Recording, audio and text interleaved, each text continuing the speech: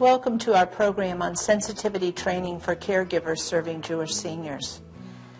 This is our final module, Module 4, and in this module we hope to assist all caregivers in actually taking what you've learned in Modules 1, 2, and 3 and putting it into practice as sensitive caregivers for your Jewish patients and their families.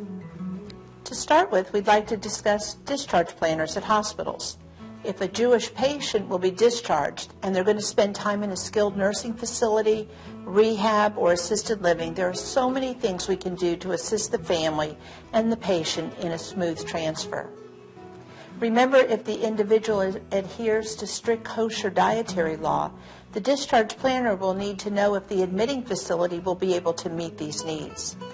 If they don't have a kosher kitchen, it will be necessary to address this issue prior to making a transfer.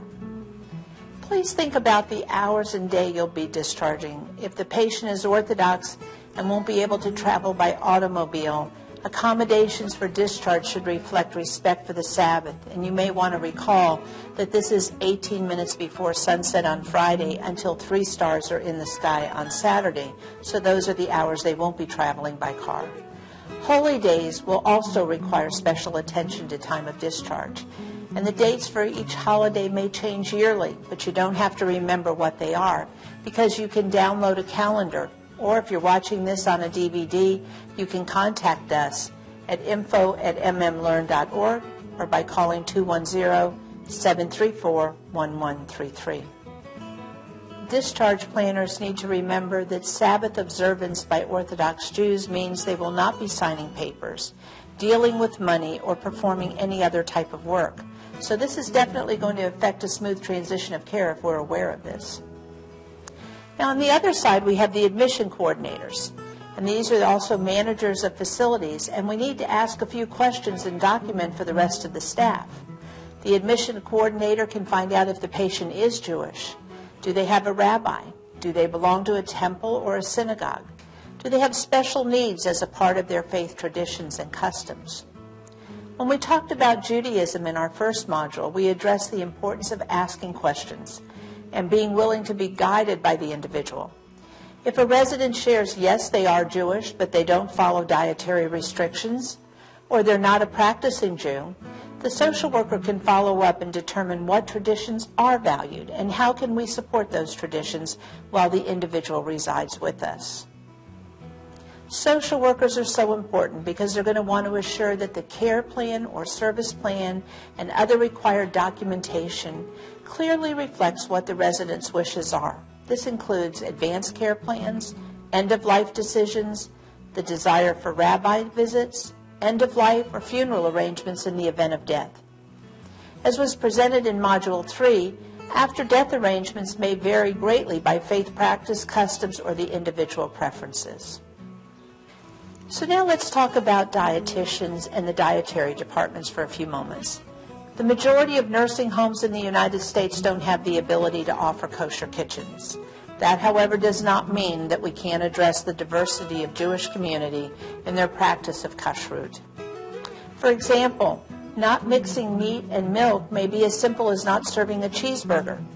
Some Jews don't eat any pork or shellfish. This requires simple questions. What are your special dietary needs?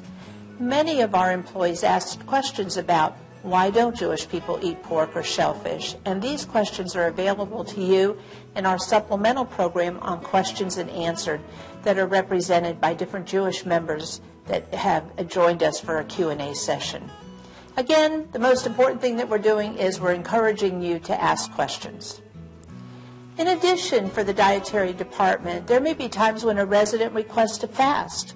Working with the resident's physician and the resident's right to determine their own plan of care, these issues can all be addressed. An example from Module 2 with information about Yom Kippur, or a Day of Atonement, a fasting day, was very important. Dietary rules can be difficult to remember, and attached to the presentation is information you may download to assist you with these questions, adherence, and understanding of these dietary practices and traditions in the Jewish community. As you've seen in celebrations and Holy Day, food is a very important part of traditions, all of our traditions. We've included recipes and ideas for dietary departments and activity coordinators. For example, for Hanukkah, the dietary and activity department can download a recipe for those special potato pancakes, the latkes. We hope that dietary aides will be encouraged to watch this training. It's our belief that they will feel more comfortable asking questions and understanding the special needs of those Jewish individuals they serve. As presented in Module 2, we talked about parv or neutral. It's recognizing that eggs, fruit, vegetables, grains are neither meat nor dairy and may be eaten at any meal, at any time, alone with meat or dairy food. An example of this would be to serve a fruit at an activity, which would not offend anyone and can be enjoyed by all. Housekeepers. Those of us who work with frontline caregivers understand how much time housekeepers actually spend talking with residents and what a close relationship they often form. We have an exceptional opportunity to offer ideas for housekeepers to support Jewish culture, customs, and traditions. Housekeepers can assist with lighting electric candles. They might not know when to light the candles, but we certainly can empower them to ask the resident or the family members to tell them when they would like for them to be lit. An extra special cleaning of the resident's room may be meaningful for a resident or their family at Passover. Jewish individuals may in the past have conducted extensive cleaning of their homes before the Passover holiday. The housekeeper showing this respect is a sensitive and a thoughtful act. Again, to remember when is Passover or any other holiday can be very difficult. I would suggest that the activity coordinators mark Jewish holidays on the calendars and that care planning teams include these special holiday observances with annotations of how to respect the whole person. Every day, nursing assistants and nurses have the opportunity to demonstrate their respect for the Jewish resident, especially on the Sabbath or holiday time. Again, the act of offering electric candlesticks to light before sunset can serve to make the resident feel their faith tradition is being respected. Remembering what we learned in Module 1 and Module 2, Orthodox Jews may not request assistance, but would avoid the use of electricity.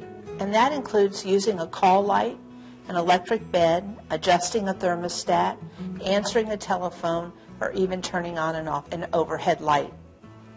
A sensitive caregiver would recognize someone looked uncomfortable and offer to raise the bed, or offer pillows for comfort, or to stop in more frequently to assist, or provide a call bell that could just be rung that doesn't require electricity to alert the staff they need assistance.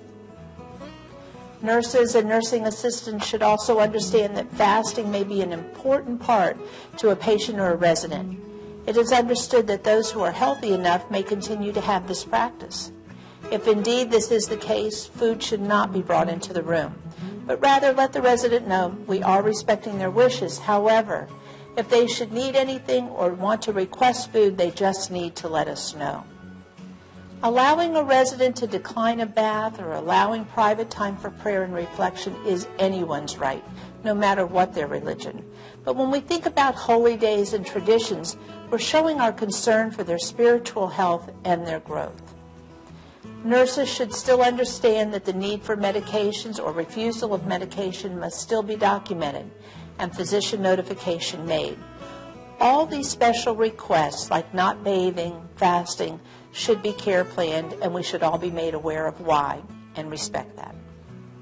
Activities. High holy days are a wonderful time for activity coordinators to share in the practice and observance of the Jewish members who reside in our facilities. For each Jewish holiday, holy day, and celebration, there is much to learn and many thoughts on how to honor and celebrate these times. Such as in Rosh Hashanah, the Jewish New Year, there are traditions such as lighting candles, festive meals, apple with honey or honey cakes, all symbolizing a wish for a sweet year, and that can be enjoyed by all residents of all faith denominations. Yom Kippur is the Day of Atonement, and that's different. This is a time of serious prayer and fasting. An activity coordinator would not want to schedule a raucous event that would interfere with the most solemn day of the year for a Jewish resident. It's equally important for activity coordinators and all staff members to assist residents and families by understanding that a Jewish resident may be observing Shiva, or a mourning period.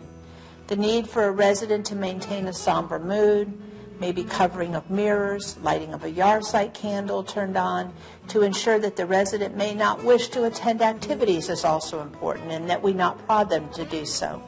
Equally important is respecting that they may want to participate in an activity or want to come out of their room and join in with the community. Also know that the community is important during the grieving or mourning process. Visitors and the desire to be part of activities is all a personal preference. It's important to remember that all wishes of the resident can be care planned, and this helps us as staff members and other members to be aware of the resident's preferences and respect them. For all members of the staff, you're going to want to recognize that Orthodox men may not touch or shake the hand of a woman. Any woman who meets an Orthodox man should wait to have the man extend his hand first.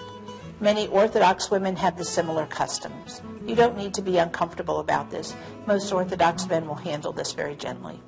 The Orthodox resident may prefer personal care be provided by a person of the same sex.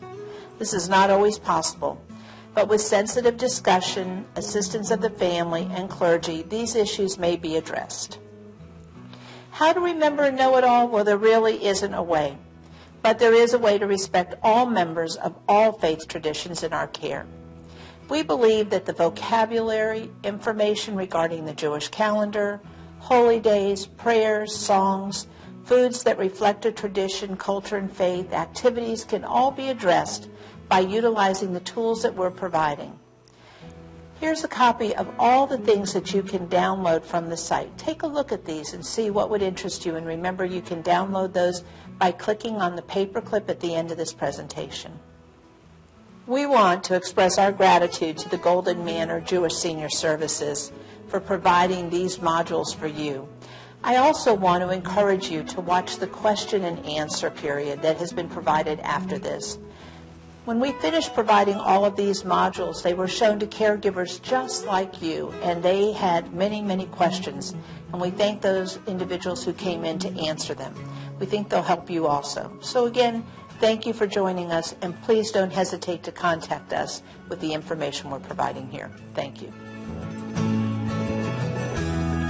Thank